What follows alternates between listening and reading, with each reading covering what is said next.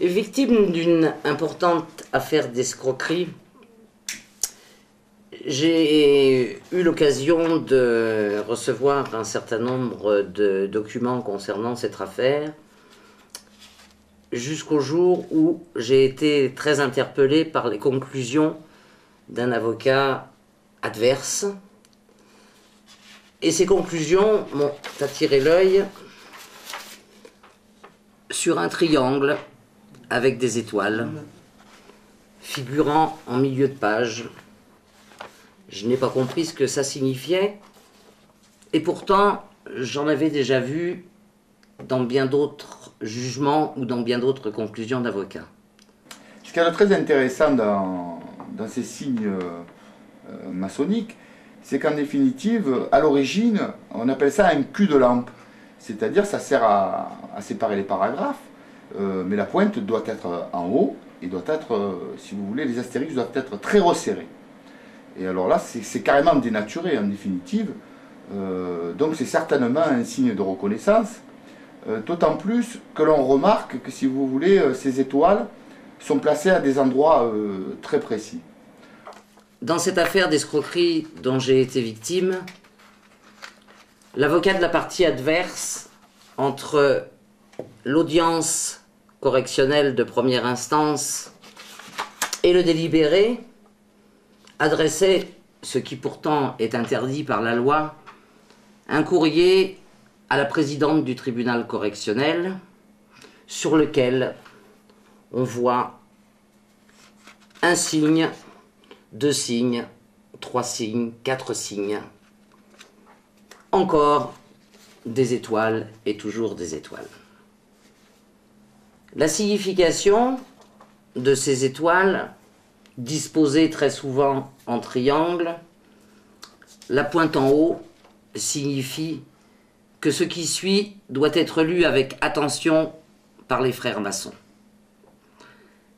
Les 3 points, dites étoiles, triangle, pointe en bas, signifient qu'ici s'arrête le message.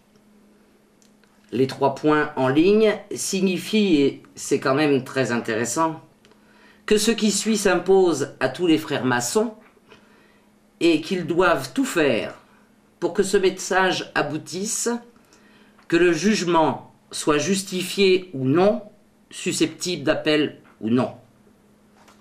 On appellera ça un trafic d'influence. D'autres exemples, un premier jugement correctionnel en première instance, une page, 2 pages, tout est normal. L'auteur des faits a été en première instance correctionnelle condamné pour faux bilan et escroquerie, et devant la cour d'appel, que voit-on? À 3 endroits différents. Là, ce sont des croix. Là encore, code qu'emploient certaines obédiences pour influencer tout simplement les magistrats. En cour d'appel, cela signifie que si la cassation en est saisie, les frères doivent bien sûr en tenir compte. Dans cette même affaire, ayant déposé une citation directe à l'encontre du commissaire aux comptes qui avait certifié le bilan,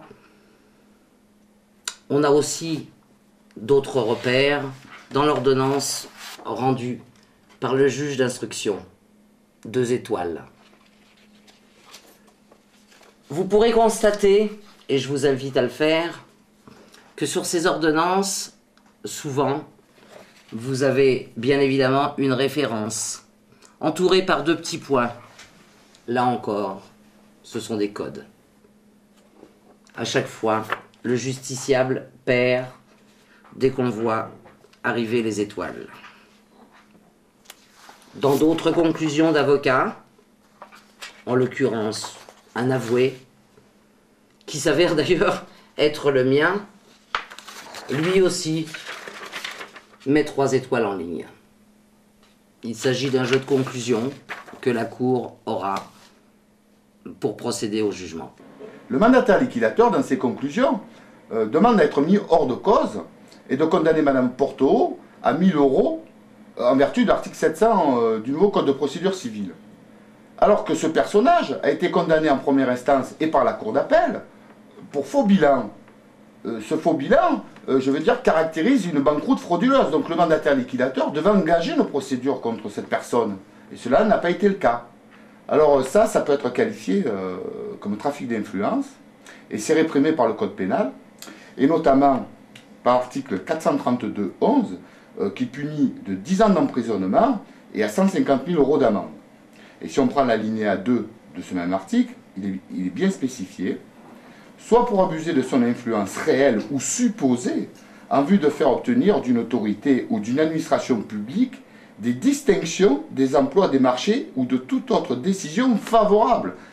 Et là, c'est le cas. Donc, je veux dire, c'est quand même très flagrant dans toutes les procédures que Mme Porteau a indiquées. On retrouve ces croix ou ces signes, si vous voulez, à des endroits bien précis, demandant à la Cour tous ces jugements, je veux dire, sont complètement tronqués.